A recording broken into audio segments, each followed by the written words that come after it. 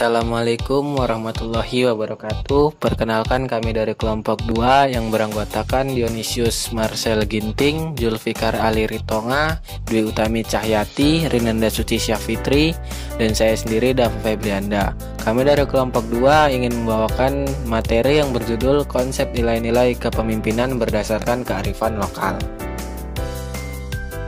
Pengertian dan konsep kepemimpinan berdasarkan kearifan lokal.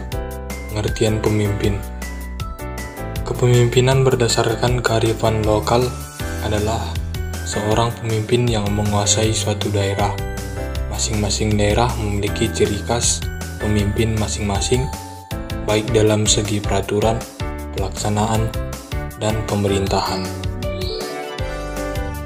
Selanjutnya, pemilihan pemimpin. Di dalam pemilihan seorang pemimpin ada beberapa kriteria yang harus ada di dalam diri pemimpin guna menyenangi orang-orang yang akan dipimpinnya. Antara lain 1. Beribawa, 2. Jujur, 3. Konsisten, 4. Tegas, dan yang kelima, bertanggung jawab. Perbedaan pemimpin. Pemimpin daerah. Pemimpin daerah itu ditunjuk dan diangkat oleh pemimpin di kerajaan atau raja dikarenakan kemampuan dan hasil yang ia tunjukkan di dalam daerah yang ia tinggali, dan juga ia tak luput dari rasa suka masyarakat terhadap kemampuan dan hasil yang ia peroleh. Pemimpin kerajaan.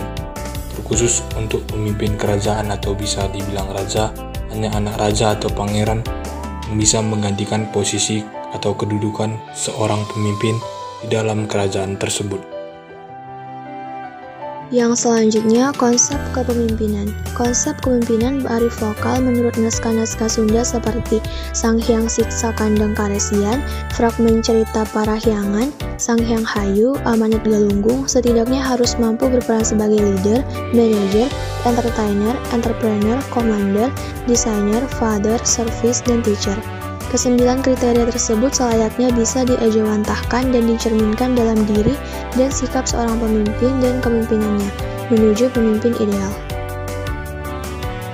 Selanjutnya, nilai-nilai kepemimpinan berdasarkan kearifan lokal. Dipetik dari naskah Sang Hyang Hayu, seorang pemimpin harus memiliki nilai 3 rahasia, dan itu harus mendarah daging dalam diri pemimpin. 3 rahasia itu antara lain: yang pertama, budi atau bijak, guna atau atif, pradana atau saleh atau utama atau mulia. Yang kedua, kaya atau sehat, wa atau bersabda, cita atau hati. Dan yang ketiga, pratiwi atau membumi, akasa atau angkasa, dan antara atau madya. Di samping itu, seorang pemimpin dalam naskah ini juga harus berpegang teguh kepada prinsip astaguna atau 8 kearifan, yaitu animan atau lemah lembut, santun, ahiman atau tegas, mahiman atau cerdas berwawasan luas, lagiman atau terampil, cekatan, praptit atau tepat sasaran, pramakamya atau ulet dan tekun, isitwa atau jujur dan benar, dan wasitwa atau terbuka. Yang selanjutnya, apakah metode kepemimpinan zaman dulu dan sekarang berbeda? Di dalam perkembangan dari zaman ke zaman, tentu saja metode kepemimpinan berubah seiring dengan berjalannya waktu. Lalu, apakah perubahan metode kepemimpinan itu hanya berbeda sedikit atau bahkan perbedaannya sangat drastis? Menurut pendapat kelompok kami, ya, tentu saja sudah berubah drastis, seperti dapat dilihat dalam paradigma kepemimpinan dari waktu ke waktu. Konsep kepemimpinan di masa lalu berfokus pada filosofi yang jelas dari para pendahulu, sedangkan para pemimpin sekarang dikonseptualisasikan dalam hal teori atau keahlian, dan tentunya model kepemimpinan juga tergantung dari sistem kepemimpinan itu sendiri. Menurut Arman, teori kepemimpinan zaman dahulu banyak yang sudah tidak sesuai zaman dan tidak dapat lagi diterapkan di masa sekarang. Kepemimpinan zaman dahulu adalah kepemimpinan yang linear, di mana hubungan hanya seperti majikan dengan bawahan. Dengan gaya kepemimpinan seperti itu, bawahan hanya melakukan pekerjaan jika sudah mendapatkan perintah. Di masa sekarang, cara memimpin seperti itu tidak bisa dilakukan lagi, karena kini semua pihak harus berjalan bersama. Hal tersebut disebabkan oleh perubahan, perkembangan teknologi, dan inovasi digital yang bergerak semakin cepat secara eksponensial. Studi kasus yang berjudul Kearifan Lokal Budaya Jawa sebagai basis model kepemimpinan yang efektif. Budaya Jawa dari zaman dahulu terkenal sebagai budaya adiluhung yang menyimpan banyak nilai yang sangat luhur, mulai dari etika dan sopan santun di dalam rumah sampai sopan santun di ranah publik. Bagaimana mengeluarkan pendapat, berbicara kepada orang tua, berpakaian, makan, memperlakukan orang lain dan sebagainya, semuanya telah ada dalam budaya Jawa. Bahasa dijadikan sebagai alat untuk memahami budaya, baik yang sekarang ada maupun yang telah diawetkan dan yang akan datang dengan cara mewariskannya.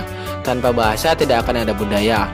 Setiap masyarakat budaya mempertahankan konsepnya melalui nilai budaya dan sistem budaya dengan mempertahankan fungsi, satuan, batas, bentuk, lingkungan, hubungan, proses, masukan, keluaran, dan pertukaran. Menurut Sartini, salah satu wujud kearifan lokal yang banyak dikenal adalah peribahasa. Peribahasa adalah perkataan atau pernyataan yang dikenal luas dan sering dipakai.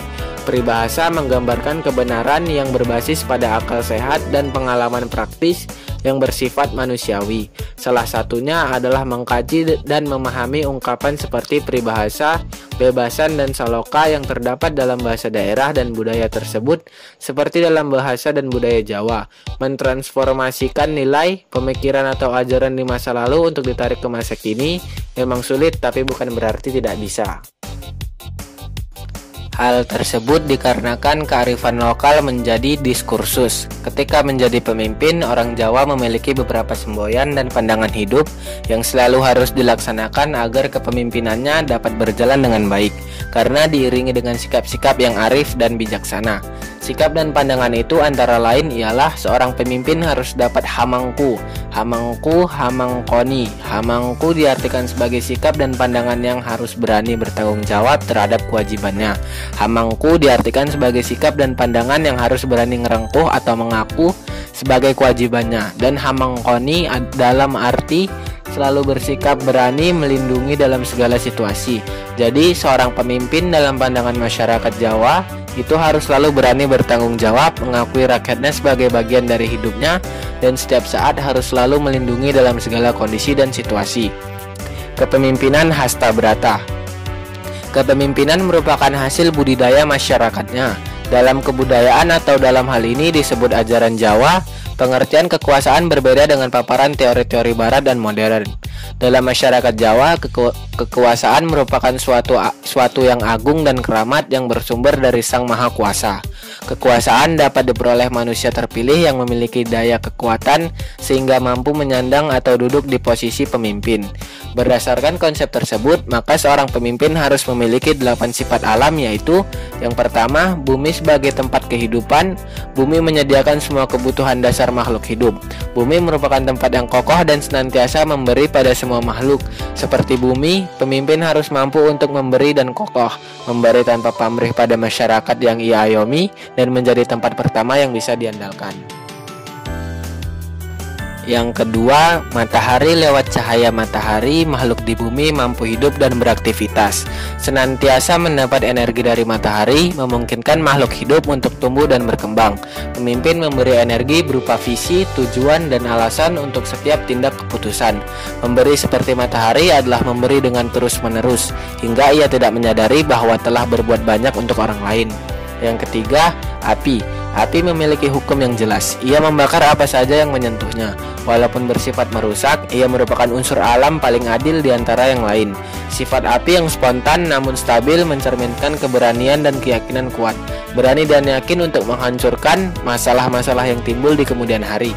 Selain itu, sifat api yang muncul ketika menghadapi masalah juga merepresentasikan ketegasan dalam pengelolaan serta keberanian mengambil keputusan.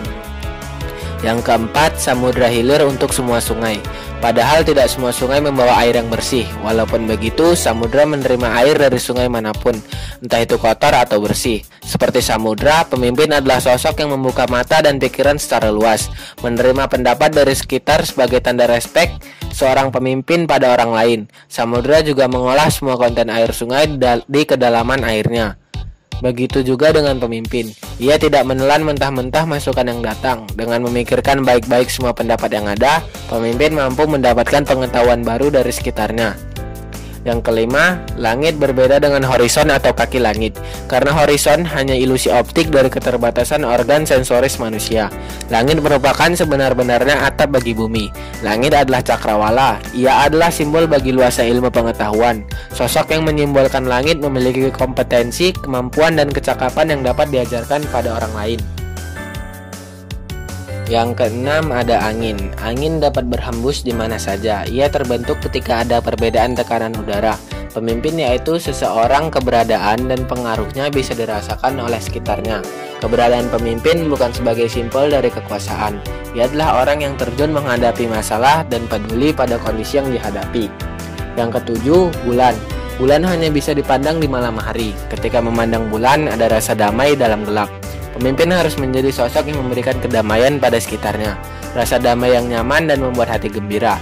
Juga memberikan harapan pada sekitar ketika semua kondisi memberikan keputusasaan. Yang kedelapan, ada bintang, satu unsur alam paling indah yang dapat dilihat ketika malam. Tidak hanya indah, ia memberikan arah mata angin pada mereka yang membutuhkannya. Pemimpin menjadi pengarah dan pedoman bagi lingkungannya. Menjadi pengarah artinya menjadi sebuah inspirasi bagi yang lain. Menjadi inspirasi artinya pemimpin memiliki satu prinsip dasar yang menjadi ruh kepemimpinannya. Model kepemimpinan Hastabrata sebagai sifat kepemimpinan yang efektif. Salah satu pendekatan yang dilakukan untuk melakukan identifikasi kepemimpinan Hastabrata adalah dengan teori sifat atau trait teori, di mana pendekatan yang dilakukan fokus pada pelaku kepemimpinan, yaitu pemimpin itu sendiri. Pendekatan ini mendasarkan pada kesesuaian sifat pemimpin dengan konsep kepemimpinan Hastabrata. Kepemimpinan efektif adalah kepemimpinan yang mengelola berbagai sumber daya, terutama manusia, untuk mencapai tujuan tertentu. Salah satu kemampuan yang harus dimiliki adalah kemampuan dalam beradaptasi dengan berbagai lingkungan dan masalah yang dengan cepat berkembang ke arah yang biasanya tidak terduga. Keteladanan menjadi kunci bagi seorang pemimpin untuk menghadapi berbagai masalah di lapangan. Kepemimpinan yang efektif dapat dicapai dengan menerapkan gaya kepemimpinan yang mampu menghasilkan proses memimpin dan mengatur yang efektif. Kesimpulan dari pembahasan yang kami sampaikan di atas, maka kami simpulkan bahwa konsep dan nilai-nilai kepemimpinan berdasarkan kearifan lokal merupakan model kepemimpinan yang berlandaskan filosofi atau peribahasa yang melandaskan untuk menjadi pemimpin. Untuk masalah sifat-sifat dan nilai yang mendarah daging, kami percaya bahwa semua orang dilahirkan menjadi pemimpin, dan sifat-sifat ciri khas pemimpin tak akan berubah dari zaman ke zaman, meskipun banyak mengalami perubahan di dalam sistem kepemimpinan tersebut.